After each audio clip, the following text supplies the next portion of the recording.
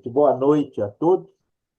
Hoje a gente está na 226ª reunião do Grupo de Estudo de Hipnose. Hoje nós vamos ter o prazer de ouvir a professora Cristine Abram.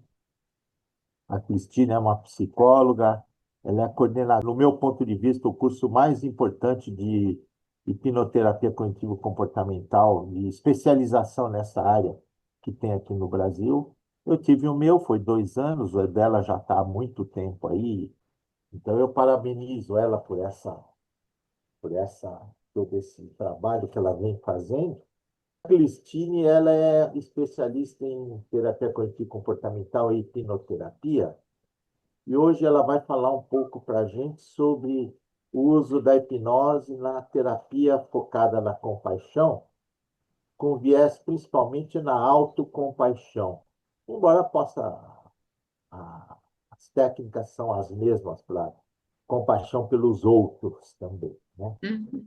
Então, de qualquer maneira, eu vou passar a palavra para a Cristina e vou deixar ela ficar um pouco à vontade. Se quiser acabar de se apresentar, Os fica à slides. vontade. Talvez eu estou vendo aqui, né, grandes amigos, né, de muitas datas, com certeza nós somos bem conhecidos, né? Posso falar que João Jorge, meu amigo há 35 anos, né, dando aula com a gente lá no IBH, no instituto que eu presido, Instituto Brasileiro de Hipnose, aí há muitos anos, conheço também há 30 anos, né? Estou vendo aqui nosso agora grande aquisição aí que a gente também está fazendo para o IBH, que foi meu aluno aí, né, o Renato, mas que agora já vai ser nosso professor, né? Que é um dentista, né? Que estudou lá com a gente também, né? Então, assim, eu acho que todos vocês, né? Que estão aqui com a gente já há muitos anos, né? Com certeza contribui eticamente para o uso da hipnose. Acho que essa luta nossa, né, para a ética da hipnose, né, para usar a hipnose de uma forma, né, muito consciente e cada vez, né, mais voltada, né, para esse mundo acadêmico, não só na nossa parte clínica, mas também, né, voltada para que a hipnose possa ser reconhecida cada vez mais como uma ciência. É isso que a gente faz, é isso que a gente quer, é isso que a gente predomina, né? Eu acho que os nossos trabalhos são para isso, né? E eu venho, acho que mais uma vez, falar de uma coisa que eu gosto muito, né? É a compaixão. E quando a gente fala sobre a compaixão dentro da abordagem da hipnose, eu também quero falar não da compaixão de uma forma aleatória. O que é compaixão, né? Se a gente falar de compaixão, a gente pode falar dentro de muitas abordagens, né? Até de uma parte espiritualista, né? Mas eu gosto de falar fundamentada na ciência. Então, quando eu vou falar sobre a compaixão, vou falar realmente fundamentada na ciência, na terapia focada na compaixão, né, que ela é uma terapia que foi criada por Paul Gilbert, né? E ele é um, né, psicólogo contemporâneo e ela essa terapia, né? Ela está, né, no grande guarda-chuva, né? Das abordagens contextuais das terapias cognitivas comportamentais. Mas, né, quando a gente fala em compaixão, geralmente a gente pensa sempre, né, em compaixão e ser compassivo com o outro. Essa emoção, né, que vai até muito mais do que uma emoção, tá? É um conceito, né, uma prática compassiva. Quando a gente pensa sempre na heterocompaixão. E muitas vezes ela está fusionada a um conceito de empatia. Mas Gilbert ele faz questão de separar isso, né? vai fazer uma distinção entre compaixão e empatia. Porque empatia, né, é esse processo, né, da gente, da pessoa querer, né, pedir ajuda, do outro querer, né, sentir aquela outra pessoa, de estar disponível a ajudar. Mas a compaixão, ela envolve uma sensibilidade ao sofrimento do outro, mas também do sofrimento por si mesmo. Então, é um compromisso de poder aliviar, né, e o sofrimento do outro, mas também de aliviar o seu próprio sofrimento. Mas vai além disso. A compaixão, ela envolve uma coisa que a empatia não faz, que é o que? A prevenção. E por isso que é importante a gente falar de compaixão, não só da heterocompaixão, mas da autocompaixão, porque ela vai servir como prevenção, né? Existem muitos estudos que vão falar sobre essa prevenção na saúde física e na saúde mental. Então, a compaixão, ela vai equilibrar os nossos sistemas. Nós temos, né, o nosso sistema de ameaça. Esse sistema de ameaça que nós vivemos, não, o tempo inteiro achando que alguma coisa vai acontecer, né? Nesse sistema de luta e fuga, né? A compaixão ela vai servir para equilibrar esse sistema, vai fornecer uma base emocional de segurança e apoio que vai possibilitar o equilíbrio emocional interno e também, né, externo, porque ele vai criar uma rede de apoio. Quando a gente é compassivo com o outro, nós estamos criando essa rede de apoio ao nosso redor, tá? Vai criar um espaço de cooperação, desse outro cooperar conosco, de ter um cuidado conosco. Mas quando a gente também tem autocompaixão, nós estamos criando um espaço interno, né, de um cuidado para conosco.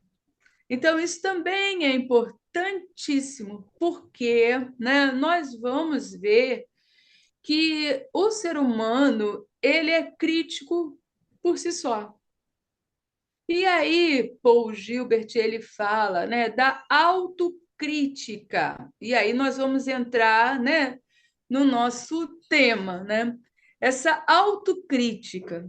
As pessoas, elas têm, né, uma autocrítica que ela pode ser uma autocrítica focada para o desenvolvimento. Quando a pessoa fala, não é? Pensa, vamos botar nos pensamentos, né? Na parte cognitiva, quando ela vai, né, avaliar, né, se ela está tendo, né, um desenvolvimento, né, que é um desenvolvimento para o aprimoramento dela, né, para ela poder ver se ela está alcançando as metas, os objetivos, aquilo que ela programou para a vida dela, ela tem uma autocrítica, ok, porque ela vai melhorar o quê? Não é? O desenvolvimento dela funcional, né? Ela pode melhorar, né, para chegar naquele projeto, naquilo que ela deseja alcançar, naquilo que ela se programou para alcançar. Ela pode, não é, se organizar, se planejar, ela pode fazer aquela agenda dela e aí cumprir com a agenda dela, ao invés de procrastinar, não é fazer as coisas dela no tempo necessário. Então, ela pode ter, né, essa autocrítica funcional para o automelhoramento. Porém, a autocrítica ela pode ser, né, como Gilbert falou, usada de uma forma negativamente. Uma autocrítica que ele chama de autocrítica exagerada. E se essa autocrítica for exagerada, de uma forma negativa, onde a pessoa começa, né, a falar sobre, a pensar, né, a se autocriticar, né, sobre suas próprias ações, valores, vai levar a sentimentos, né, a emoções inadequadas, principalmente de culpa e de vergonha. E ele cria, né, essa terapia focada na compaixão, baseada nisso, na autocrítica e na vergonha excessiva, tá?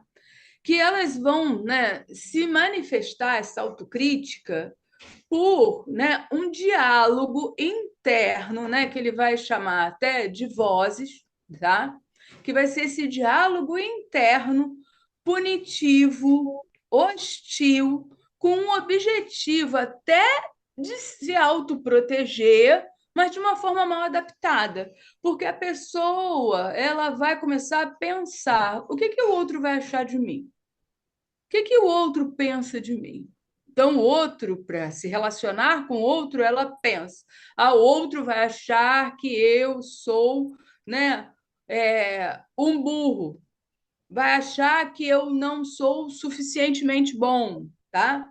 Vai achar que eu faço tudo errado, né? Vai achar que eu não consigo fazer nada certo.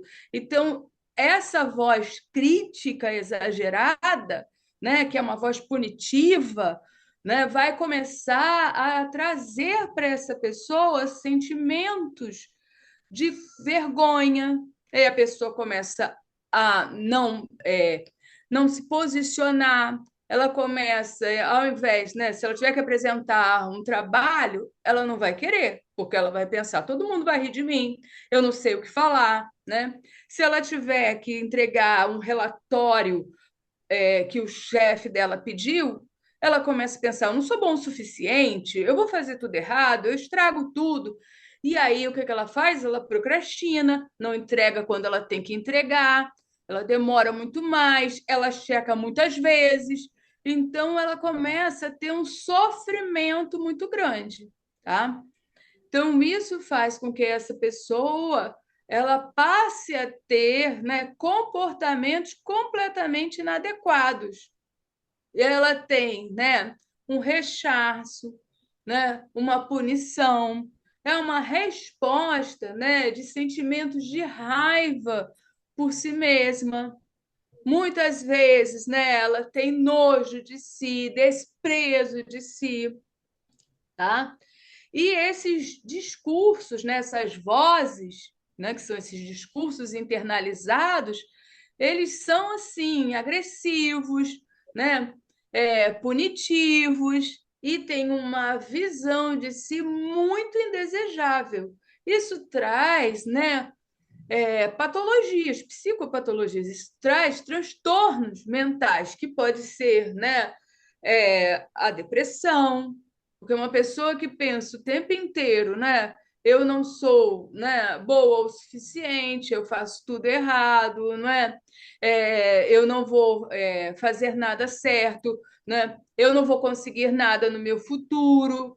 Isso vai levar ela a se sentir, né, desmotivada, vai fazer ela se sentir desesperançosa, vai fazer com que ela baixe a autoestima, né? Ou uma pessoa que pense, né? Olha, minha vida é uma catástrofe, daqui a pouco algo de ruim vai acontecer, né? Eu sou inadequada, eu sou insuficiente, não é?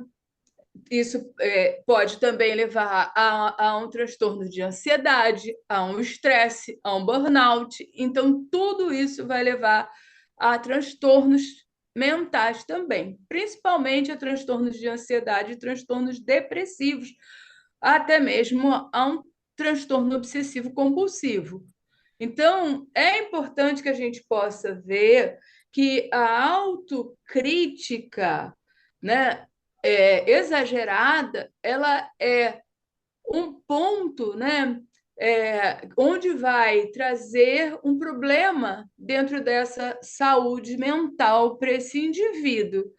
E esse indivíduo, então, vai ter essa emoção, né, de vergonha excessiva, que vai surgir desse pensamento crítico exacerbado. E a pessoa vai ficar paralisada, vai ter um comportamento perante a vida que se paralisa. porque ela envolve, né, esse nível muito grande, não é, de vergonha, de culpa e de uma crítica exacerbada.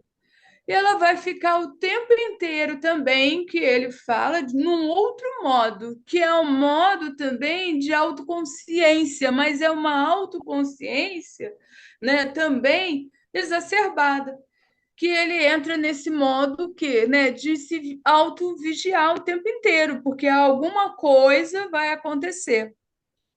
E aí, né, ele passa por essa vergonha, né, internalizada, com pensamentos e sensações de que é falho, que fracassa, que é indesejável, que é rejeitado pelos outros, que é inadequado. Então, né, é o que nós chamamos, né, de pensamento, né, de autocriticismo.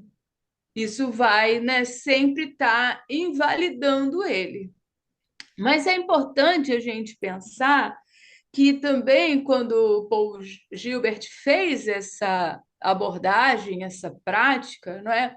Ele fala que esse pensamento, né, esses pensamentos autocríticos, não é? Eles vêm, né, com uma intensidade muito forte.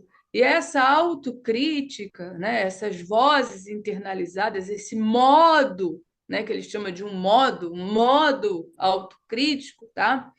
Ele vem acompanhado, né, de um comportamento que é um comportamento que a gente já conhece para essas pessoas, tá?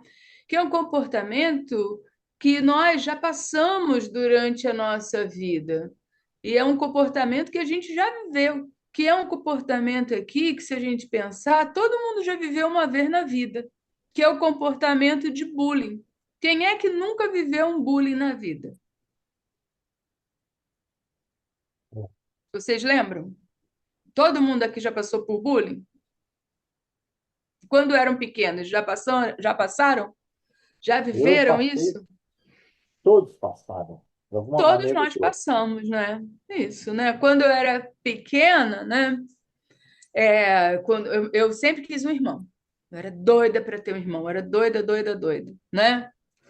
E aí eu ficava sempre pedindo para minha mãe: ah, tem um irmão, quero um irmão, quero um irmão. E aí meu irmão só veio quando eu ia fazer 9 anos. Então, assim, eu já era grande, mas aí eu ganhei um irmão. E aí eu tenho meu irmão, né? E isso, né, demorou muito para mim. Mas quando meu irmão chegou, eu acho que sim, né? Eu fiquei super feliz, mas as atenções foram todas para ele, claro, né? Porque ele era o bebê, eu já era grande. E aí eu fui cuidar dele, do meu irmão. Só que naquela época ali, de 9 anos, né, também estavam acontecendo algumas alterações no meu corpo. E nessa época eu engordei um pouquinho. E criança não é mole, né? Quem tem a minha idade, né? Eu fiz 61 anos. Quem tem a minha idade lembra de um comercial que tinha, que era do Quisuco. Vocês lembram do Quisuco, um refresquinho assim? Lembra, né? Mas vocês lembram que tinha um jarrão? É, uma Era carinha. o jarro que vinha, né, dançando, aí tinha o quisuco, né? Criança não é fácil. Primeira coisa que me chamaram na escola foi de quê? Suco. Jarrão, né? Então eu Tá. começaram a me chamar de jarrão, principalmente porque era uma das primeiras alunas da turma, então eles queriam fazer o quê comigo? Não, eu só tirava nota boa, eles queriam me detonar, porque eu detestava dar cola e minha vida toda foi assim. Eu fazia a prova assim. Ninguém podia olhar minha prova, eu era chata. Sempre fui chata, até hoje eu acho que sou chata. Então eu fazia assim, aquela pessoa que é chata, fazia a prova assim, assim, e se alguém falasse que pode me dar uma cola, eu olhava assim e falava, não, eu estudei muito. E até hoje eu sou assim, eu acordo 6 horas da manhã, estudo até às 7 e depois começo a me arrumar para trabalhar, né? Então, todo dia eu estudo, inclusive domingo eu estudo. Eu gosto de estudar até domingo, né?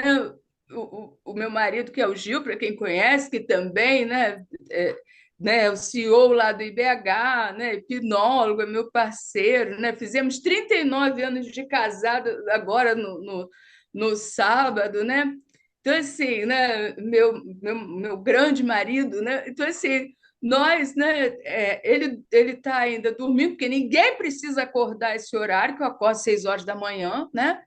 Eu estudo até às 7, até domingo. Então, assim, é o meu ritmo de vida. Mas é isso que eu faço, né? Então, assim, eu falo, eu sou a chata que faz isso, que tem uma rotina, né? De dormir cedo, acordar cedo. Até hoje eu faço isso. E eu fazia assim, eu era chata da escola. Então, todo mundo me pegou firme até eu voltar ao meu peso normal. Mas eu fui, sofri bullying. Então, assim, o que Paul Gilbert fala, né, é que nós, hoje, né, quem tem essa autocrítica exagerada, né, está revivendo esse bullying. Quem hoje está falando, né, mal de si mesmo, quem está se autocriticando, está fazendo um bullying consigo, né? Então, né, assim, já chega a ter me chamado de jarrão. É que eu não faço bullying comigo mesmo, né? Então, assim, ter esses pensamentos, né? Sobre fracasso, ou ter esses pensamentos, né? Sobre ninguém vai me aceitar, ter esses pensamentos, né? Olha, né? Né? Não é uma pessoa adequada. Não, eu não vou praticar bullying comigo. Então, a autocrítica exagerada, né? Ela não deve pertencer à nossa vida. A gente pode ter uma crítica, que é claro, né? Porque todo mundo falha, então a gente quer melhorar? Quero melhorar em algumas coisas, então eu tenho que ter crítica, é normal. A gente também aceitar que o outro possa dar um feedback é normal, porque hoje eu escutei do meu paciente assim: eu não suporto críticas, não gosto de feedbacks. Mas se a gente não gosta de feedback, né? Então, assim, a gente não evolui. Então, assim, né? Até na terapia é importante que eu possa dar um feedback para ele. Eu trabalho com terapia cognitivo-comportamental, eu trabalho com hipnose, eu preciso dar um feedback, né? Então, assim, é importante.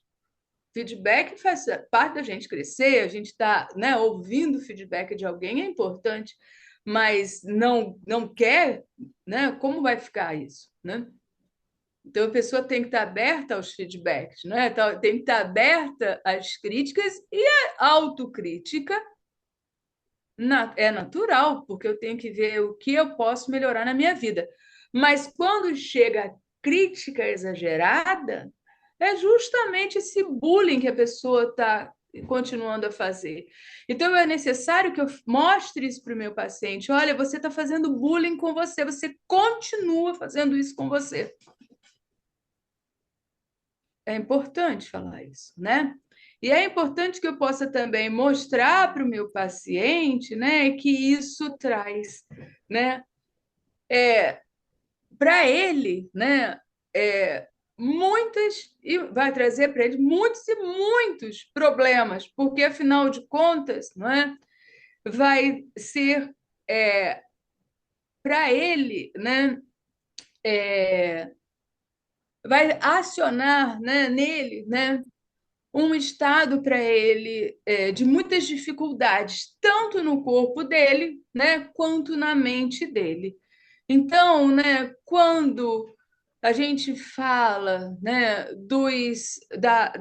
dessa abordagem, né, que Paul Gilbert fez, ele vai falar, né, que nós vivemos também, né, como eu já falei, no sistema de ameaça. Então, as pessoas que elas fazem isso, esse auto-bullying, é porque elas acham que elas estão detectando perigo o tempo inteiro. Então, elas fazem o auto-bullying porque elas querem se proteger. Elas acham que elas, assim, elas vão estar se protegendo do ambiente, elas vão estar detectando perigo o tempo todo e elas mesmas vão falar para elas, não é?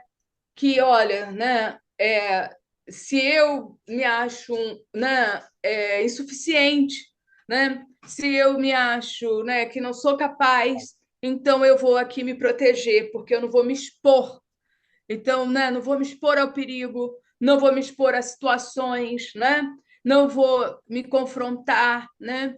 Então, se eu acho que eu sou incapaz, não é, de chegar, por exemplo, um rapaz que se acha incapaz de chegar numa garota porque ele acha que não vai ter o que conversar, olha como ele acionou o sistema dele de ameaça e ele detecta que se ele chegar numa garota para paquerar, para ir lá, para conversar com ela, ele vai levar um fora, porque ele não tem repertório de habilidades sociais para fazer isso de enamoramento, ele vai o que ele está achando que é uma ameaça.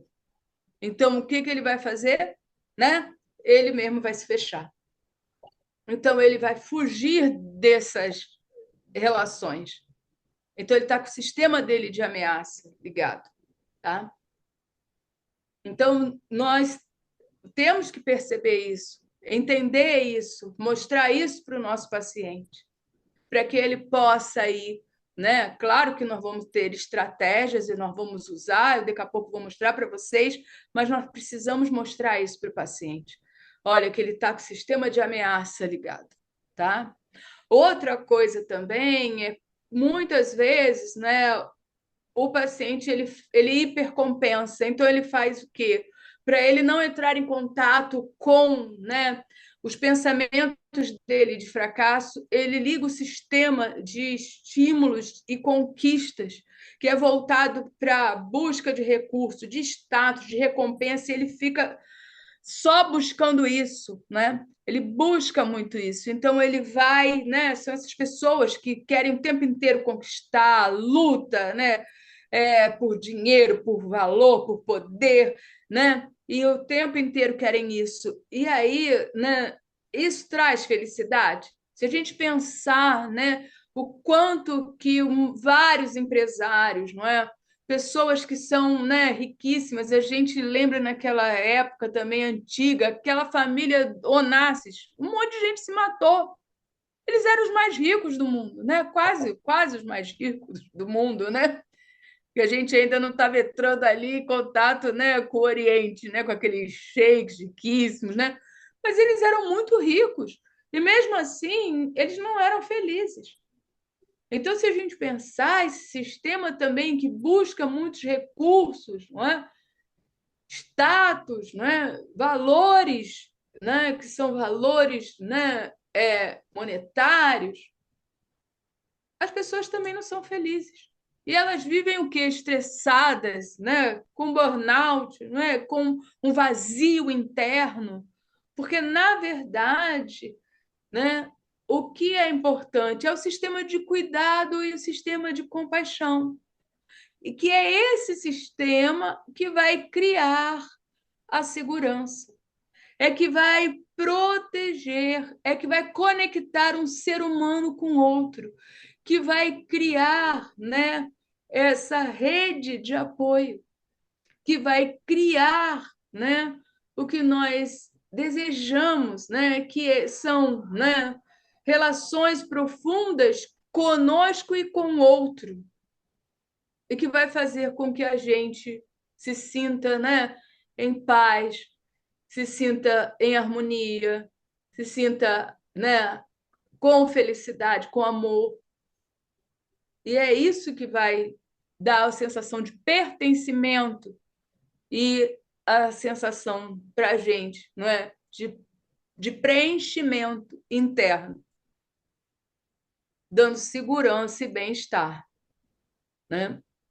Então, né, com a compaixão, nós vamos ativar nesse processo áreas do nosso cérebro que estão relacionadas a prazer e recompensa, enquanto nos sistemas, não é, de ameaça é muito pelo contrário, né? Nós vamos estar ativando no nosso cérebro, né, as áreas que vão produzir o quê? Cortisol, não é? Que vai estar produzindo, não é? No nosso cérebro, né? Ativando ali, né? O responsável para a gente poder sentir muito estresse, né? Vai estar produzindo, né? Baixando as nossas respostas, né? imunológicas, né? Então, vai produzir um monte de problemas para a gente. Mas, quando a gente vai exercitando a compaixão, ela vai estar relacionada à nossa área de prazer e às nossas recompensas. Então, vai proporcionar o bem-estar, vai proporcionar a empatia, o altruísmo, o amor, né, o pertencimento, são coisas que a gente precisa, vai liberar, não é? Dentro das nossas respostas, né? A ocitocina, né? Pô, vai ativar o córtex pré-frontal, o nosso sistema límbico, a nossa amígdala. Isso tudo vai acontecer à medida que a gente pratica compaixão.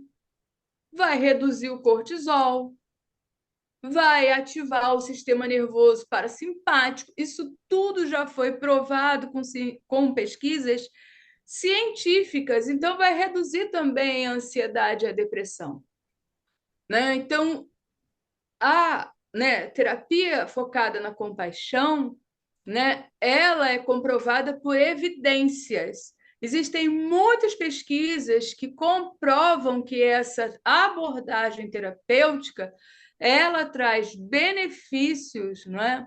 Tanto para, né, a nossa saúde mental quanto para a nossa saúde física.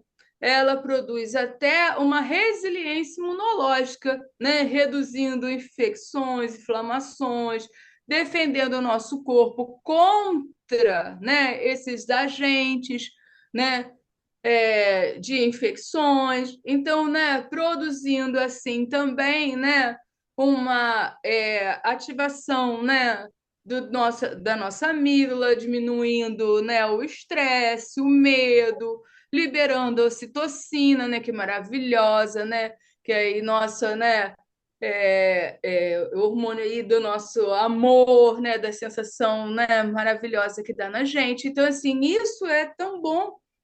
Então, essas pesquisas, elas são a comprovação científica que essa terapia, né, ela faz muito, muito bem para a gente, tá?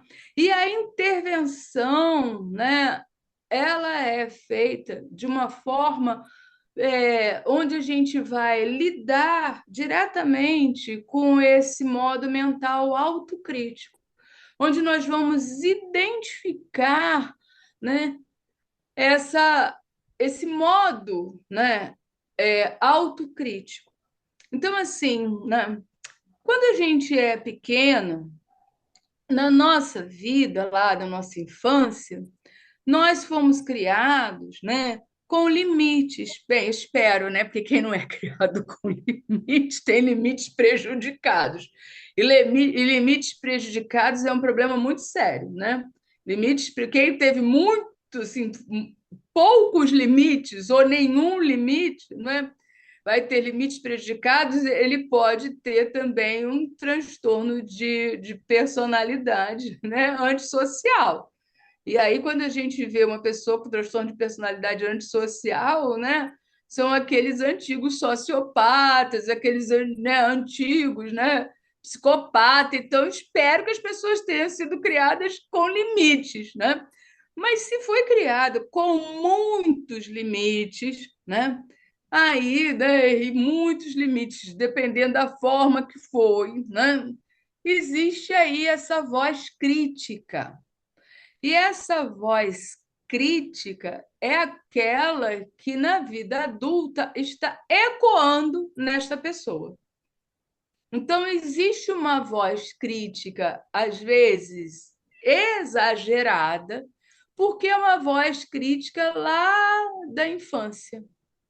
Uma pessoa que foi criada, né, por um pai crítico, ou na escola, né, foi uma professora muito crítica que acompanhou por muitos anos, não é? Ou uma mãe muito crítica, ou ficou num colégio interno por muito tempo que tinha uma voz muito crítica, ela acaba, não é, repercutindo, né, ali criticamente. Ela acaba ressoando. E aí essa voz crítica, não é? Ela vai voltar para aquele momento ali onde a pessoa é adulta e essa crítica exagerada continua, tá? Ela vai, né, continuar e a pessoa vai continuar escutando essa voz, né? Então a gente tem que fazer um trabalho onde há uma identificação dessa voz crítica. Primeiro, né, nós vamos identificar o que que essa voz quer dizer, o que que essa voz está dizendo. Não, então assim, essa voz fala o quê? Né? Essa voz fala, não é? Né? Eu sou um fracasso, né? Eu não faço nada direito, não é? Eu não consigo terminar nada, não é? Ou, por exemplo, essa voz fala, não é? Ninguém te ama, ninguém vai te aceitar, né? Ninguém gosta de você, né? Todo mundo vai virar as costas para você. Então, assim, é importante identificar o que a voz crítica fala. Porque, né, cada paciente que tem essa voz crítica, que tem a crítica exagerada, cada paciente vai ter, né, uma lista de pensamentos autocríticos exagerados. Então, tem que listar isso. Isso nós vamos fazer com a hipnose. É importante que seja identificado. E aí a gente faz o quê? A gente, né, coloca esse paciente em transe para que a gente possa identificar, né, todos esses pensamentos. Nós precisamos identificar, listar, né, o que essa voz quer dizer. Então, assim, né, é muito importante, né? E quando a gente faz isso, nós vamos escrever. Vamos escrever. Vamos escrevendo aqui, né? Tudo que está sendo falado, né? Então, é importante que a gente escreva, porque senão nós vamos perder. Então, o que está sendo falado aqui, né? O que que essa voz quer dizer? O que que essa voz está dizendo, né? Então, né, tudo que ela está dizendo, né, todas as coisas críticas que ela está dizendo, é importante ser escrito, né? É, eu não sou bom o suficiente, eu faço tudo errado, né? Eu sempre deixo tudo para depois, eu não consigo terminar nada. Então, vai escrevendo essa lista, né? Então, primeira coisa, então, né, é colocar o paciente em transe, né? Hipnose. Então, faça uma hipnose. Ah, eu faço hipnose clássica. Faz a hipnose clássica. Ah, eu faço hipnose ericksoniana. Ok. Ah, eu faço hipnose cognitiva. Faz o que quiser. Mas nesse exercício aqui é pedir o paciente, não é? Para começar a falar os pensamentos negativos da voz crítica. O que essa voz crítica, né, fala para você? E depois, né, que você anotar, porque você tem que anotar tudo, porque depois você vai falar com o paciente, você, não é, vai perguntar: essa voz é uma voz rígida? Qual é o tom dessa voz? Ela é rígida? Ela é punitiva? É como se ela tivesse assim desapontada? Como é que ela fala, tá? E você sabe da onde você acha que aprendeu a falar assim consigo mesmo? Onde você acha que você. Aí muitas vezes, né, a gente pergunta assim: de onde é essa voz? É de alguém que você conhece? Essa voz vem de que lugar? E às vezes a pessoa fala: essa voz é do meu pai. E essa voz é a voz lá de uma professora que eu tive, que me acompanhou vários anos na escola. E essa voz é do meu avô. E a pessoa consegue identificar de quem era essa voz, tá? Isso é interessante, porque é para justamente fazer uma o quê?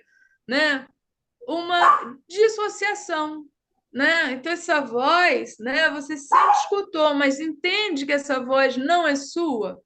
Essa voz, né, ela tá aí tantos anos te acompanhando, tá tantos anos te criticando, mas não é sua. Você aprendeu isso, né? Da forma que você aprendeu, você pode desaprender, né?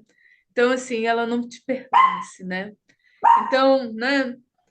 E o que essa voz está tentando, né, evitar? O que essa voz está tentando, né, te proteger? Do que ela está tentando te proteger? Porque lembra que eu falei, né? Na verdade, né, está ligado ao sistema de ameaça,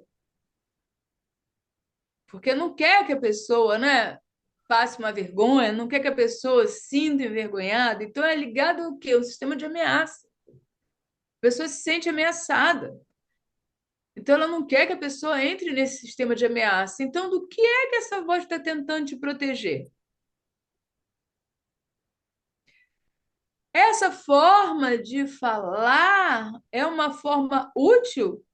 Ela é útil ou ela não é útil para você? Ou ela está te prejudicando?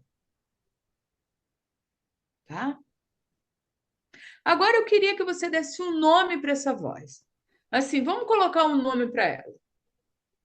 Por exemplo, né? Ela é a voz do carrasco, ela é a voz do julgador, do juiz, né? Do acusador, né? Ela é a voz de quem? Vamos dar assim um nome pejorativo para essa voz? Tá? Por quê? Porque também vai estar dissociando, à medida que ela dá o nome da voz, né? Ah, era do meu pai. Ah, então agora eu vou dar o nome dessa voz como, né, o julgador, né? Então ela vai cada vez mais dissociando dela, né? Vai deixando isso para, né? Tá bem? Agora nós vamos pegar todas aquelas, né, aqueles pensamentos autocríticos e vamos ressignificar eles. Agora eu gostaria que você criasse o quê? Uma frase mais, né, autocompassiva. Você pode pensar numa frase mais autocompassiva para cada pensamento, vamos criar então um pensamento com autocompaixão. Se fosse um amigo seu, se fosse uma pessoa que você ama, você falaria isso para essa pessoa?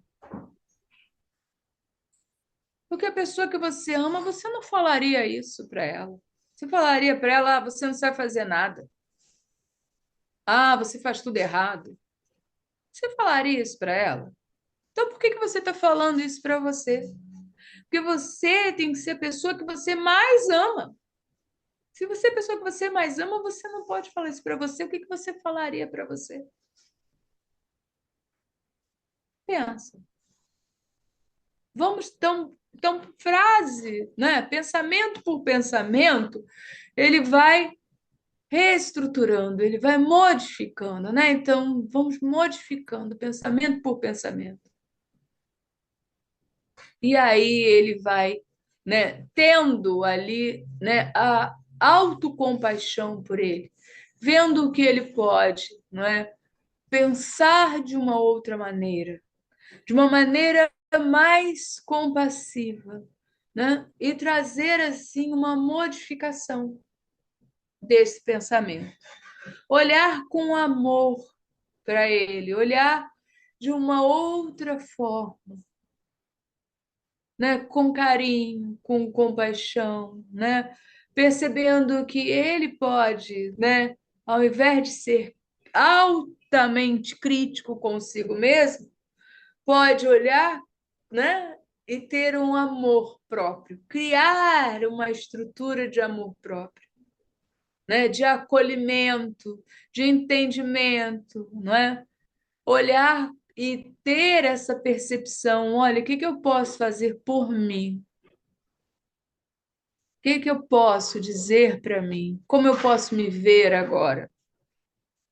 E depois que ele fizer todas essas, né, ressignificações, né, essas reestruturações cognitivas, a gente, né, tira ele da hipnose, deshipnotiza ele.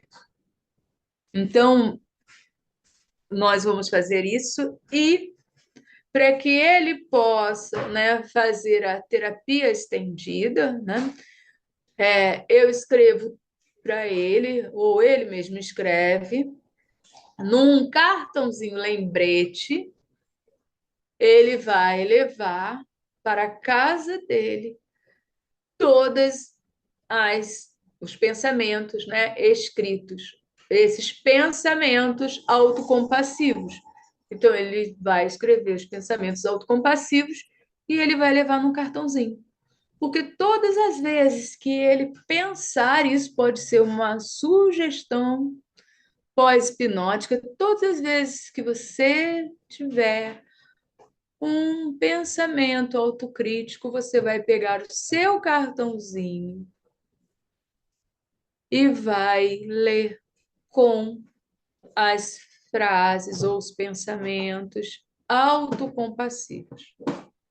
Então, né, vocês podem colocar até como uma sugestão pós-hipnótica, porque aí ele vai levar para casa dele aquele cartãozinho e ele vai ler, ele vai poder ler, né? Vai ser para ele algo muito bom para ele praticar, para ele fazer, né? E ele poder fazer isso, né, de uma forma muito agradável, né? Ele vai praticar. Ele também pode ler esse cartãozinho toda noite antes dele dormir. Isso pode ser uma, né, da terapia estendida, uma tarefa. Antes de dormir, leia seu cartãozinho lembrete, porque aí ele vai exercitando esse modo autocompassivo. Ele vai entrando neste modo autocompassivo, né? E ele pode, então, né, colocar para ele, né, ali dentro desse cartãozinho lembrete, não é? Pensamentos como eu estou tentando ser o meu melhor, né? Tudo bem se eu errar, né? Eu mereço cuidar de mim nesse momento, né? É difícil. Então ele pode ter pensamentos mais autocompassivos, demonstrando para ele assim, né? Aceitação por ele mesmo, né? Paciência, né? Uma busca de conforto, né? Mostrando para ele que ele pode ter, né? Uma percepção, né, que a mudança ela é gradativa, aí daqui a pouco ele melhora isso, né? Então, em vez de eu estou tentando o meu melhor, né, eu já estou melhor, né? Então, assim, ele vai melhorando isso, né? E aí ele vai percebendo, né, o quanto que ele está mais e mais compassivo com ele mesmo. Isso é bastante interessante à medida que ele vai dando tudo que ele tem, né, e vai conseguindo ali, não é, ter esse modo, né, criando esse modo compassivo, né, para com ele. Então ele vai entregando isso dele, né? Ele vai criando essa perspectiva desse novo olhar, né, para ele mesmo. Então é muito bom porque ele vai se entregando, ele vai se colocando, né? E a cada dia que ele vai fazendo, né, novos exercícios vão surgindo, né? Então a gente vai trabalhando mais e mais com ele. Outra coisa também, né, que também é bem interessante, é ele poder, em hipnose, visualizar uma figura que ele acha que uma pessoa compassiva, né? Quem ele acha que é uma figura que para ele significa um símbolo de compaixão. E aí ele vai ver essa figura e ele vai ver os comportamentos dessa figura. Por que que ele acha que essa figura, esse personagem, né, é, é uma pessoa, né, que tem compaixão. E o que significa para ele ter compaixão? Que comportamentos, né, são comportamentos de compaixão. Aí ele visualiza isso em hipnose, para que ele possa depois, né, como um modelo, essa figura vai ser um modelo para ele, porque aí ele vai se visualizar depois tendo os mesmos comportamentos, mas só que é os mesmos comportamentos para com ele mesmo. Então ele vai se visualizar sendo também uma figura compassiva com ele mesmo, adotando então, né, esses comportamentos como, né, comportamentos, não é, de autocuidado, comportamentos onde ele tem, né, próprias cognições, pensamentos, né, mais compassivos, tendo aceitação pelos seus próprios erros e falhas, não é? Sendo mais amoroso consigo mesmo, então, né, tendo acolhimento por si. Então, ele vai ver tudo isso. Ele tendo essa autocompaixão, mas que ele viu aquela outra figura sendo autocompassiva. Então, ele viu como aquela figura é, aquele personagem é, e aí ele adota aquele modelo para a vida dele, tá? Na terapia estendida, como atividade para casa, né? Quando ele se sentir, né, nesse modo autocrítico, o que que ele vai fazer, né? Ele vai adotar esse modelo autocompassivo que ele visualizou lá, né, na terapia, né, na hipnose. Então ele passa a ter este modelo. Vocês podem fazer também uma ancoragem. Eu gosto de fazer sempre uma ancoragem, né? Ó, vamos aqui, ó, junta aqui seus dedinhos, né? E, ó, toda vez que apertar, não é? Seu dedinho aqui, não é? Seu dedo indicador, né? Com, né, o seu dedo aqui, ó, vai, né, dar, você vai automaticamente entrar nesse estado, que é o estado, né, da figura compassiva, né? Ou então, né, pega a sua língua, coloca lá no céu da boca, aperta. Então, todas as vezes que colocar a sua língua no céu da boca e apertar, ó, fez isso, né? Você entra nesse modo, né? Que é o modo, né, de autocompassivo, que foi aquele que você visualizou. Então, eu coloco isso como uma sugestão e uma âncora, tá? Para que ele possa fazer lá na terapia estendida, quando ele estiver se sentindo mais vulnerável, no modo, entrando em modo autocrítico, ele fazer e essa ancoragem e entrar logo na figura, né, da imagem compassiva dele mesmo, ele fazendo com ele, também, que é outro exercício que a gente pode fazer, que é excelente. Outro exercício que ele pode também fazer, que a gente faz no consultório, que é o quê? Que é ele também fazer o escaneamento corporal, né? Onde ele usa a respiração e ele também, né, usa escaneamento corporal para quê? Para que ele possa sentir o corpo dele e sentir, não é, as reações do corpo dele, as emoções e perceber que ele está criando um espaço mental para que ele possa ser mais compassivo. Então, tem alguma. Começa, inspira, expira, de uma forma compassiva, porque a forma compassiva não tem aquilo, vamos contar de um, dois, três, quatro, né? Ou inspira, né? Pelo nariz, solta pela boca. A forma compassiva é deixar a respiração livre, né? Só vai escaneando o corpo, vendo se ele está tenso, se não está, se está sentindo alguma né, algum desconforto, né, alguma coisa no corpo deixando ele solto, mas se vier algum pensamento, né, que seja algum pensamento autocrítico, vai trocando pelo um pensamento mais compassivo. É a única coisa, porque é para deixar o quê? Um espaço mental para um pensamento compassivo e solicitar para que ele faça também como terapia estendida na casa dele, que ele pode preparar um momento para ele fazer isso, né? Também diariamente, né? Eu peço para que ele acorde e que ele faça de manhã. Então, ao acordar, você vai fazer, não é? De manhã, ter um compromisso para com você mesmo, e eu explico que este compromisso é ter autocompaixão. Só dele ter um momento para ele, ele já vai ter um momento de autocompaixão.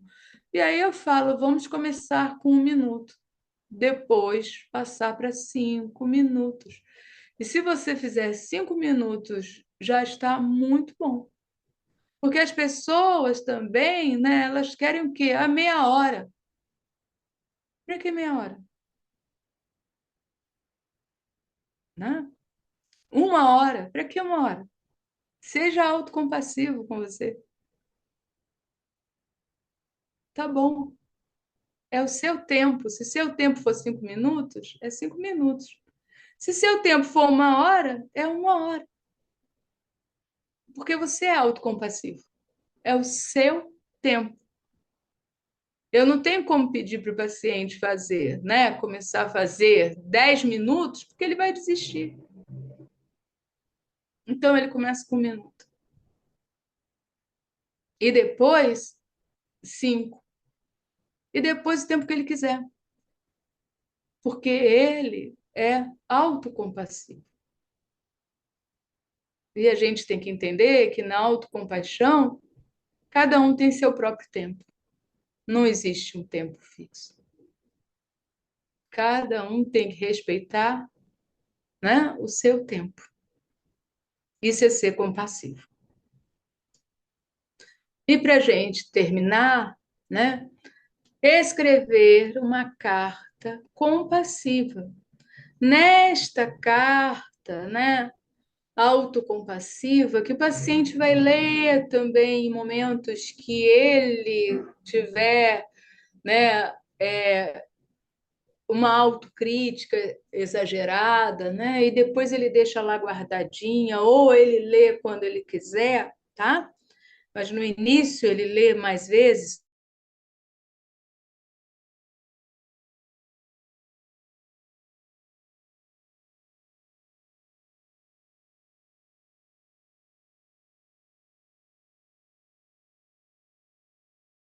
É uma carta que vai incluir, né, a validação, né, principalmente do sofrimento dele, onde ele vai estar escrevendo, né, olha, né, eu sei, né, é uma carta na terceira pessoa, tá? Como se ele estivesse escrevendo para um amigo. Então, eu sei que você está passando por uns momentos que são difíceis, né? Mas isso, por exemplo, não define quem você é, então, né, vai dar algumas palavras de conforto, né? Porque eu sei que você é muito mais do que tudo isso. Você é uma pessoa que tem muitas qualidades, muitos valores, então aí começa, ó, a ser compassivo consigo, né? E vai encorajar, né? E com certeza você vai superar tudo isso, é ter paciência, né? Confiar em si mesmo, né? Olhar para você, né? Com amor, com carinho, com compaixão, né? Valorizar, né? Suas qualidades, seus pontos fortes, seus recursos, cuidar de você mesmo, né? Então, assim, ter, né, fazer uma carta com uma estrutura assim. Primeiro, né, validação do sofrimento. Segundo, né, palavras de conforto e depois o encorajamento, né, e a superação. Então, isso tudo é importante para que a pessoa possa, né, também utilizar essa carta autocompassiva. Então, a autocompaixão vai fazer com que o paciente, com certeza, né, possa superar o modo autocrítico, né, e que ele possa, então, entrar, né, e consiga, né, perceber que, ao superar esse modo autocrítico, ele possa trazer prazer para a vida dele, que ele possa se sentir recompensado, que ele se proporcione, né, um bem-estar, um equilíbrio, e que ele possa se validar, né, e que ele possa se amar. Eu acho que o mais importante, né, é que ele consiga, né, perceber os seus valores, não é? E que ele possa, né, ter, né, essa autocompaixão para consigo mesmo, né, se validando e se amando, tá? Então era isso que eu queria trazer para vocês, né? E a gente pode aqui conversar sobre isso. Bom, eu queria. Nossa, maravilhosa a tua aula, viu, Cristine? Quando eu dou o meu curso de terapia cognitivo-comportamental, eu sempre tenho uns resumos que eu dou, porque quando a gente entra na terceira onda, nas terapias Sim. da terceira onda, que essa é a típica, né, de terceira onda, e quarta, porque associou a hipnoterapia, né? Uhum. Então, quando a gente entra nessa fase, são muitas terapias novas, né? Terapia Sim. sensação, terapia de esquema, terapia analítica, Isso. terapia. Tá? Então, tem um monte. Então, eu faço sempre, eu tinha uns paperzinhos que eu fazia para dar para os alunos, como um resumo, né? Para eles terem tal. Eu tenho até um paperzinho desse, e depois eu vou colocar lá no grupo de estudos aqui para as pessoas acessarem. Mas é muito interessante porque eu estava acompanhando o meu paperzinho e é incrível porque você falou tudinho que eu tinha no meu paperzinho. Não, eu fico feliz porque o meu paperzinho tá coerente com tudo que você Parabéns falou. Não, parabéns para você, porque para você. Parabéns para você, que eu você faço sempre é isso aí. brilhante. Como eu não atuo sempre com terapia da compaixão, se focado na compaixão, tem gente que usa muito isso. Eu não sistematizo desta maneira. Mas eu tenho essas papers para poder oferecer para os alunos, para eles terem de referência. E eu estava olhando aqui e fiquei encantado. Quer dizer, como você, parece que você tem esse paper. Eu acho que eu nunca te dei ele. Então, Não, com certeza. não, Mas é um não. resuminho, é um resumo da realidade, né? Mas é bem interessante. Uma coisa que eu gostaria de chamar algumas coisinhas, né? Quer dizer, essa terapia focada na compaixão, ela é uma terapia recente, né? Quer dizer, Muito. embora o Gilbert ele tenha evoluído ela desde a década de 80 para 90 e tal, mas ele começou a utilizar mesmo, a divulgar no início dos anos 2000, não é verdade? Né? E ela era baseada você falou isso, na terapia evolucionista, nas neurociências, Isso. porque ela entra muito, né, É, na parte da gestão de estresse e tal também, isso. e no sistema de acolhimento, ele é na regulação emocional, principalmente, Isso. né? Centrado no fortalecimento do sistema de acolhimento. Então, quer dizer, é bastante interessante isso aí. E a hipnose faz com que a hipnose, na realidade, é um terreno fértil para ajudar a instalação desses padrões compassivos, né? Porque ela desarma, lembra que você falou, a pessoa fica alerta, armada, tal, e realmente a hipnose ela termina desarmando a pessoa, facilitando que nas psicoeducações e nos debates que a gente faz, que você faz com o paciente, né? Esses debates fiquem mais fácil a incorporação desses novos aprendizados pelo paciente. Então, eu fiquei feliz aqui de ouvir o que você falou, né? E lembrar também, só queria comentar, quer dizer, que quando a gente trabalha com a hipnose, tá?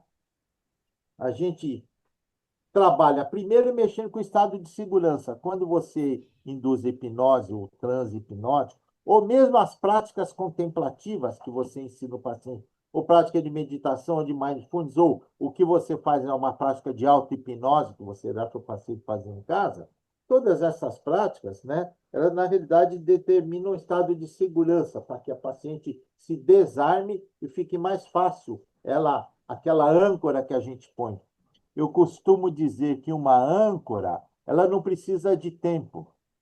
Quando você Uhum, faz uma âncora, é como se fosse um sonho. Quando a gente tem um sonho dura segundos, parece que tem um uhum, tempão, não é verdade? Quando a gente uhum, faz uma âncora, aquela âncora é como se ela disparasse toda a sua sessão de terapia em segundos para aquele paciente. Essa que é a uhum, grande vantagem da âncora, né? Então, eu acho que eu gostei muito da sua apresentação, tá? A gente lembrar que na terapia, né, no treinamento da empatia, né, principalmente quando a gente está trabalhando com terapia, o hétero, né, de outros, mas também no nosso, mas calçar os sapatos do outro, ou a gente calçar o nosso sapato invertido, quer dizer, como se a gente estivesse olhando no espelho, conversando com a gente, né?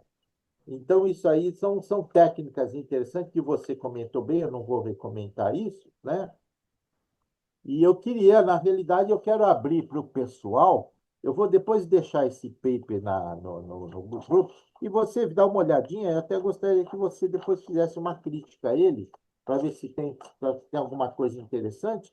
Que eu nunca publiquei esses papers, são uhum, papers de 4 ou 5 páginas, mas que daria até publicações. De repente, a gente pode uhum, pensar nessas publicações, né? Ou pelo menos uhum, deixar nos anais da academia, tal, se o bicudo uhum. achar que vale a pena, né, depois. De qualquer maneira, eu queria abrir para o pessoal do grupo, para ver se alguém tem alguma consideração ou quer fazer alguma pergunta específica com esse tema que a Cristine brilhantemente apresentou para a gente.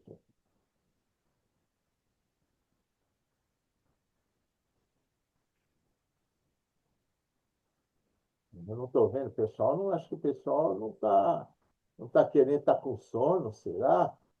Ou tão A ansioso. Cristina queria A falar. Eu acho Cristina, que bom, quem quiser, depois tá, levanta a mão, põe a mãozinha, aquela mãozinha amarela para a gente poder ver. Porque às vezes ela não está a gente não vê, mas Cristina, pode abrir é. pode abrir aí seu áudio. Ah, foi. Bom, boa noite para todos, queridos amigos, Boa doutora noite. Osmar, todos que estão aí, né?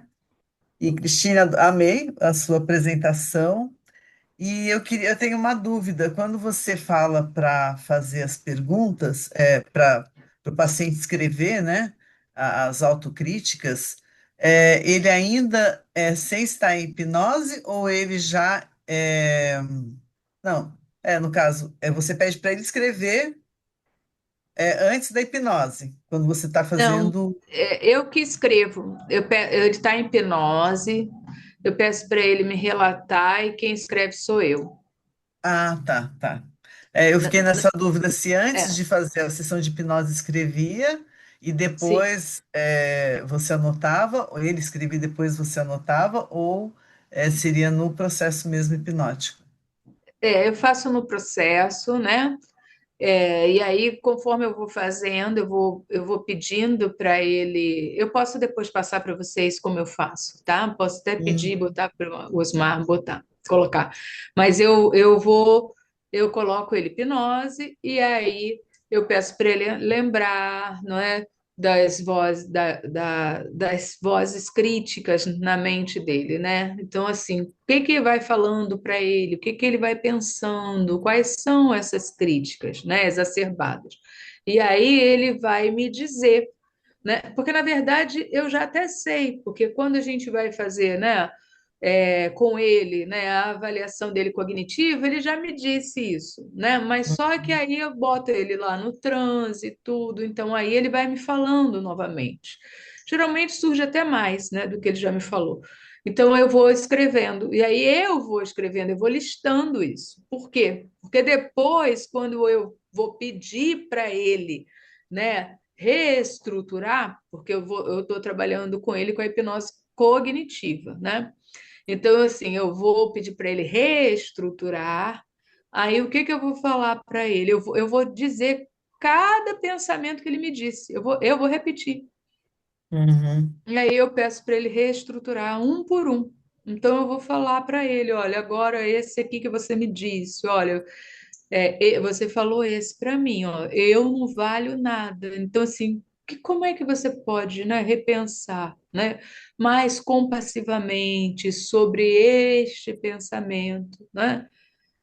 Então, Já teve aí caso assim de quando ele está fazendo, está vindo esses pensamentos para ele, ele acionar alguma memória mais antiga, entrar em processo regressivo mesmo pode, sim. tá. Porque aí, às vezes, ele fala: olha, isso daqui foi meu pai que disse para mim, quando ele estudava comigo, ele falava para mim: olha, você não aprende nada, você não vale nada. Sim, Uhum. Ah, pode, legal. tá? Tá Aí bom. Muito ele obrigada. entra nisso, ele pode entrar nisso, sim, pode, Uhum. né? Porque, né, elas estão muito correlacionadas àquilo que eu falei, né, de quem é essa voz. E aí, às vezes, quando fala de quem é essa voz, a pessoa, não é, ela pode lembrar de alguma situação que foi lá do passado dela. E aí ela automaticamente ela faz essa conexão com o passado. Porque Uhum. geralmente essas vozes críticas, não é? Elas têm uma correlação com o passado, tá? Então é a Legal. voz de alguém lá do passado. E aí às vezes a pessoa vai e pode fazer, né? Às vezes ela não faz, mas ela nomeia a voz.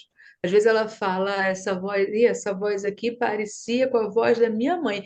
Minha mãe era assim, minha mãe era muito crítica. Minha mãe vivia falando isso para mim dessa forma, sabe? Mas às vezes ela não faz, né? Mas pode fazer, tá? É. Tá bom. Muito O, obrigada. pessoal, Não. antes de, olha, eu vou passar para outra pessoa, mas antes disso, eu queria era pedir para vocês que entrarem aí no chat e lá tem o formulário, que é 2 minutinhos, mas eu preciso que vocês façam esse registro para mim, na presença, né? É bem rapidinho, vocês nem perdem nada do que está sendo dito aqui enquanto vocês estão acessando lá, mas é importante para mim que isso fique registrado. É como se fosse um registro das pessoas que estiveram presentes, né? É uma lista de presença, tá? Então vamos lá. O Rafael Marra pediu, abriu aqui. Rafael, só peço que você abra sua imagem também, se possível, e faz a pergunta. E abre a sua imagem e o seu áudio. Isso. Pode falar, Rafael. Ah, boa noite, Cristine. Boa noite, Osmar. Oi. Cristine, nesse caso que a colega acabou de trazer, você tentou fazer você está fazendo uma reestruturação cognitiva, né, na pessoa, Sim. e aí a pessoa automaticamente já linka aquilo e entra em um estado de regressão, Uhum. né? É uma regressão espontânea, né? Como lidar, então, com esse desvio de finalidade? É. Se por acaso a pessoa for para essa regressão espontânea, né, geralmente a gente vai trabalhar aquela imagem que veio. Então, eu vou deixar ele trazer essa imagem, eu vou deixar ele falar tudo que ele tem para falar sobre essa imagem, sobre aquilo que aconteceu, o evento que aconteceu, até desgastar aquele evento. Então, vamos supor que ele fale: Isso é meu pai. Né? Eu estou vendo aqui meu pai, eu estou vendo que eu tenho 7 anos de idade, eu estou sentado na mesa, estudando da minha sala com meu pai, e ele está falando, né, que eu não sei nada, que eu não tenho valor, porque assim, ele está gritando aqui comigo: poxa, você não sabe nada, né? Você não aprende nada, não é? Mas tudo que eu te ensino, você não dá valor, né? Então, uma coisa assim, né? Então, você não tem valor, né? Então, ele fala isso. E essa voz fica aqui comigo até hoje, né? Tô vendo isso. E aí eu vou perguntar para ele: o que tu sente, né? Como é que é isso para você, né? Então, vivencia esse momento. Então, eu vou deixar ele esgotar aquele momento, né?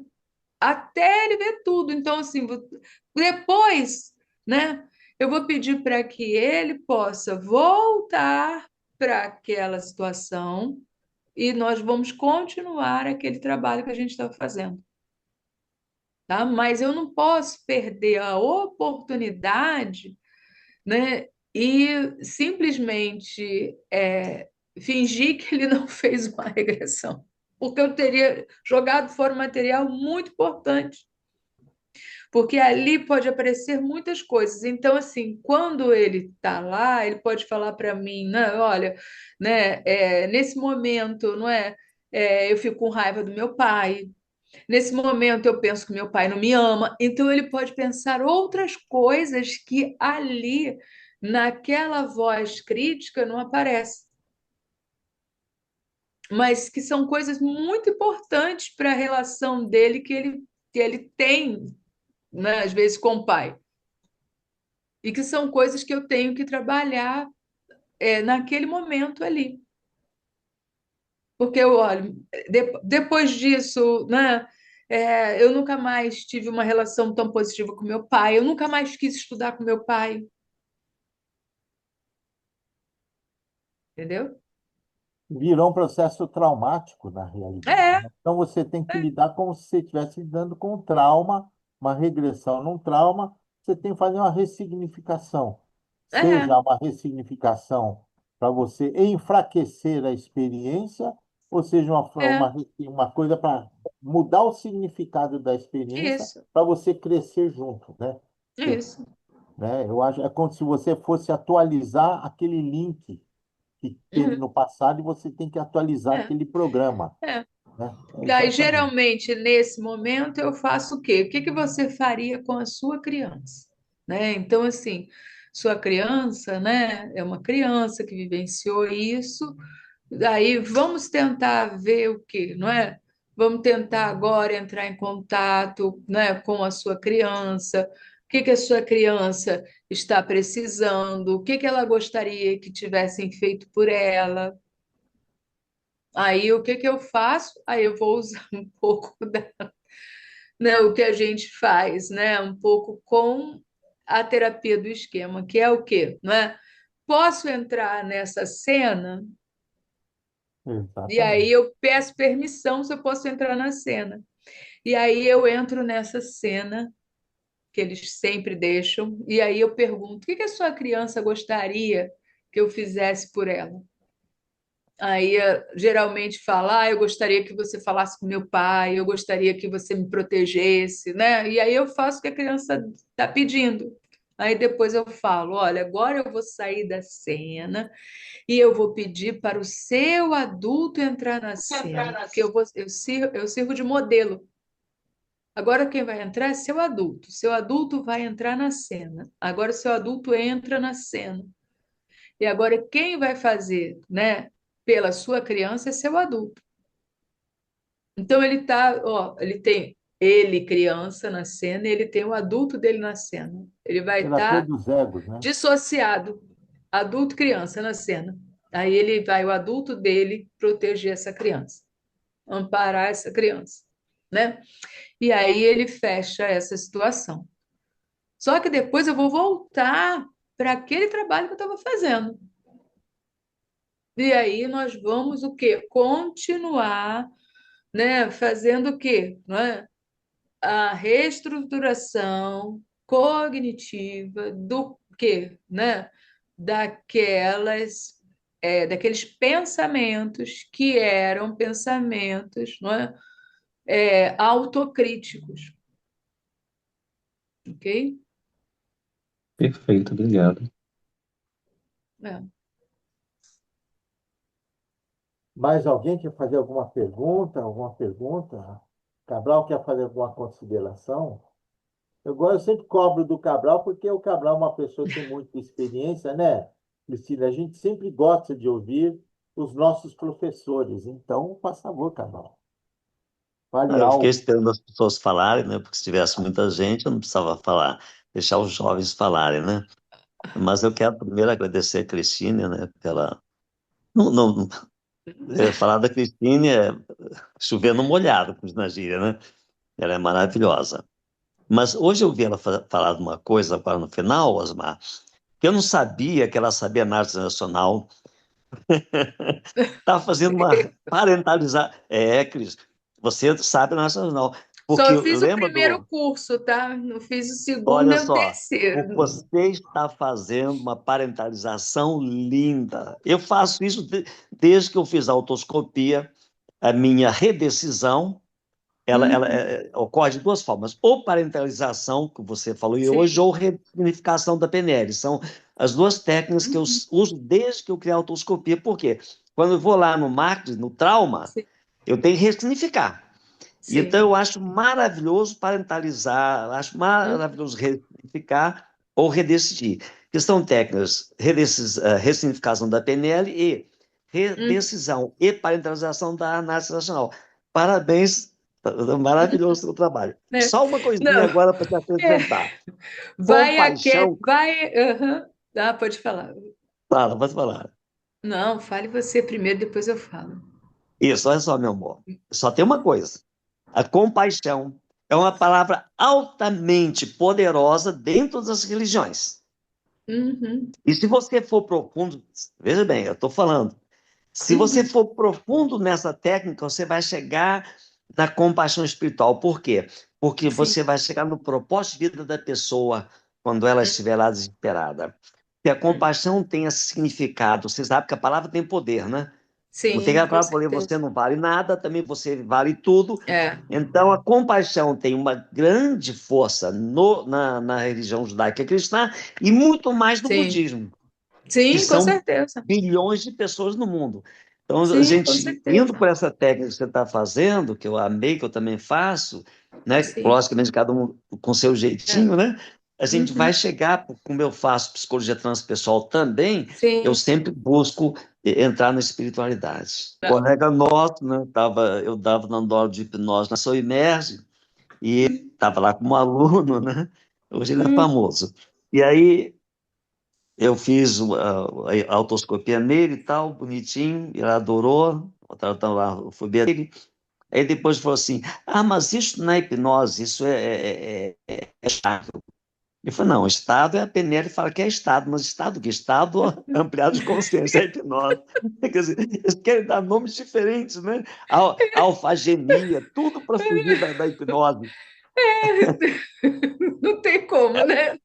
Oh, meu Deus, Olha, vamos botar Alfagenia o nome nova, inclusive, por que viu? não certo, né? hipnose? Vamos botar o nome certo, né? Vamos brigar pela nossa hipnose, né? Vamos botar o nome É certo isso no que aí. é Inclusive, isso, Não né? era hipnose, não, era um estado.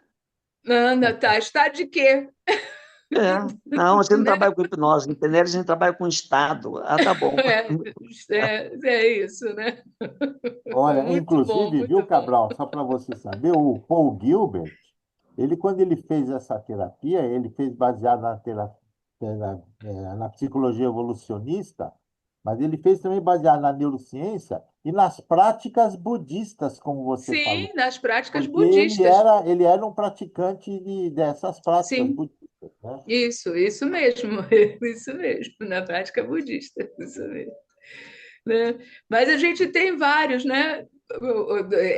O próprio que é o meu guru, que é o Albert Ellis, que eu amo também, né? No estoicos, né? No budista, esse pessoal vem tudo daí, meu TCC vem daí, né? Muita coisa daí, Exatamente. né? Eu, Outra coisa, né, particularmente, viu, Cabral? eu também, como meditador já desde 98, que eu fiz o meu primeiro curso de meditação e não parei mais, eu gosto muito mais, eu particularmente, Cristine, gosto, para mim, João Jorge, muito mais da meditação da compaixão do que do mindfulness, que é Ah, sim, que é a da sim, plena sim, atenção, que também é budista, né? sim, sim, sim, é, O Kabat-Zinn foi lá, sim, aprendeu, botou o nome, um americano, mindfulness, para, né? sim, sim, sim, sim, sim. Né? Para disseminar. É, Então, Uai, eu gosto mais particularmente, já fiz as duas, já fiz lá no sim, Nepal, já fiz em vários lugares do sim, mundo que viajei com a Gislene para meditar, um grupo de sim. meditadores do Brasil, né? E eu Hum, gosto mais para mim da meditação da compaixão do que do sim, mindfulness. sim, Me sim, sinto melhor, né? Mais sim, gratificado. sim. Bom, eu né? faço mais auto-hipnose. Eu gosto mais é de É. auto-hipnose mesmo. Mas, ah, Mais alguém, Bicudo, quer falar alguma coisa? eu queria fazer uma pergunta para a professora. Primeiro, parabenizar, foi fantástico. Eu acho que é muito difícil a gente falar de processos terapêuticos, seja na linha psicoterápica ou na linha mais organicista mesmo da própria medicina, sem falar em autocompaixão, né? Porque sem autocompaixão, talvez, deixa aí uma reflexão, né? Sem uma autocompaixão genuína, talvez não vá se existir também um desejo genuíno de cura ou de melhora, né? Então, desenvolver isso é importante, né? Em qualquer perspectiva de tratamento, né? Como que você vai operar um paciente que não quer ser operado, né? Vamos dizer assim, ou que não quer ser submetido àquele procedimento ou aquele processo, né? De tratamento, sem entender também os motivos que levam a isso, né? Então, assim, só linkando a importância do tema, eu acho que daqui a gente poderia tirar inúmeras perguntas. Mas o que eu quero perguntar para a professora é um pouco em relação ao pensamento do Gabor Maté, que é um médico, né, que trabalha muito com essa perspectiva da compaixão, tem propagado, né, uma modalidade terapêutica que é o inquérito compassivo baseado nisso, e leva muito a perspectiva da compaixão dentro de um contexto de trauma, né, Uhum. onde efetivamente ocorra uma perda de conexão da pessoa com ela mesma devido ao trauma. Talvez até a visão do Gilbert é um pouco mais ampla, né, envolvendo outros modelos que possam estar relacionados. Mas a pergunta é essa, né? Se a senhora vê alguma convergência entre a terapia focada em compaixão do Paul Gilbert e o inquérito compassivo do Gabor Maté, ou acredita que partem de pressupostos diferentes? Não, eu não vejo, não. Eu acho que, assim, né, elas vão para se convergir, né, na verdade, não é? E acho até que vão se complementar, não é? Quando eu falo, né, no Paul Gilbert, não é? Porque, para mim, ela está dentro da terapia que eu faço, porque eu sou da terapia cognitivo-comportamental. Então, né, ela está dentro da abordagem que eu pratico, entendeu? Autório, né, da senhora, né? Né? É por isso, né? Então, ela faz parte do grande guarda-chuva do que eu faço, não é? Mas não, né? E assim, né? E quando tu falou também, né, dessa questão, né, da gente olhar, não é, até o paciente, que eu acho que assim que é muito importante, né? Quando você falou, eu sou psicóloga hospitalar, né? Eu sou psico-oncologista, sou tanatologista, né? E quando você falou dessa questão, eu também trabalho, né, com pacientes com trauma e tudo, mas eu vou pegar esse outro gancho, né, que é esse gancho do hospital, né? Eu acho que é super Uhum. importante, né, isso que você falou. Eu não sei se você é cirurgião, porque você é médico? Ele é cirurgião, ele é Sou cirurgião. cirurgião. Então tá, né? Sou Então, assim, médico, sou cirurgião. também. Então, acho que por isso que eu vou até entrar nisso, né? Eu acho que quando você falou sobre isso, né? Eu que trabalhei já muito tempo dentro de hospital também, né? E como psico-oncologista, né? Trabalho dentro do meu consultório, tem pacientes oncológicos, tá? Tem até agora uma paciente que ela está com glioma. Sério, tem 22 anos e acabou de fazer uma cirurgia no cérebro, tá? E assim, é muito difícil quando a pessoa não tem compaixão e quando eu não tenho também compaixão pelo meu paciente.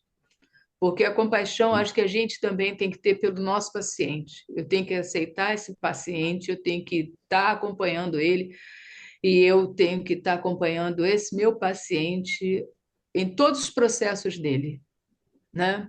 Eu trabalho em cuidados paliativos. Então, eu tenho que acompanhar esse paciente até em todos os momentos, né? Quando a gente fala na compaixão de uma maneira mais ampla, como o João Jorge falou, né? Essa compaixão ela vai estar aberta, né? Não só, né, nesses processos que a gente vai falar, né, num processo terapêutico. né? Mas ela é muito mais ampla do que isso, né? Ela vai poder olhar o ser humano, né? Onde esse ser humano ele precisa de cuidado. Então, assim, né, eu espero vir aqui falar para vocês da terapia que eu criei, né? Porque eu criei uma terapia que se chama terapia focada no amor. Porque eu acredito muito, né, na perspectiva deste olhar amoroso pelo outro. Esse olhar que é um olhar amoroso, né, um olhar que é um olhar compassivo também, né, de quando a pessoa vai, né, querer, né, acolher esse outro, né, dentro desse cuidado, mas também desse outro se permitir o cuidado. Porque, por exemplo, essa minha paciente que estava hoje no meu consultório, que tem 22 anos, que tem um glioma, né, e está fazendo o tratamento dela aí, que a gente sabe que é um tratamento, né, praticamente paliativo, né? Uhum. Muito difícil, tanto para ela quanto para mim, né? Porque ela é uma mocinha, né? Qual é a perspectiva que ela tem, né? E eu tenho que ser um dia após o outro, ela também, um dia após o outro, né? Então, assim, isso eu acho que a gente precisa ter, né? Ela, compaixão com ela, porque a vida dela está aqui, ela precisa viver, né? E ela tem que ter essa compaixão de viver um dia após o outro e aproveitar a vida dela um dia após o outro. E eu tenho que ter compaixão com ela, porque entender também que é um processo de um dia após o outro e acompanhar ela até, né, o dia dela, que eu não sei quando vai ser. Então, eu acho que isso é importante, né? Até onde vai os nossos limites? Até onde vai seu limite como cirurgião? Até onde vai, né, os nossos limites? Até onde vai o limite do paciente? O que pode acontecer, né, com os nossos limites? E isso eu acho que é ter compaixão. Muito bom, muito bom. Cristine, Alberto, eu queria complementar, inclusive, lembrar que você falou uma palavra muito importante, a compaixão autêntica. É, Este é um termo importante, a mesma coisa que a felicidade autêntica, a compaixão isso. autêntica. Esse é um termo importantíssimo. Por quê? Porque quando a gente vai fazer uma terapia da compaixão, a gente tem que entender que existe um campo relacional entre o profissional e o paciente. E esse campo relacional, que Isso. infelizmente a gente está perdendo quando a gente faz terapia à distância, até uma aula à distância não é a mesma coisa que uma aula presencial. Porque É. uma aula presencial a gente tem esse campo relacional entre as pessoas, né? E isso é muito importante na comunicação. E o paciente, para ele perceber, para ele ter autocompaixão, ele precisa ter aquela sensação, aquela percepção que você também está conversando com ele com compaixão, Uhum. sabe? E isso é muito, e não é fácil, porque a gente dizia, ah, não, eu me perdoo, eu me entendo, eu não sei o que tal, é uma coisa. E eu realmente sentir isto, falar é Uhum. muito fácil, mas às vezes a gente tem que sentir isso na Isso. realidade, sentir isso nas nossas emoções, isso é muito importante, né? Então, eu acho que isso que a Cristine falou é É. fundamental quando a gente faz esse tipo de abordagem, né?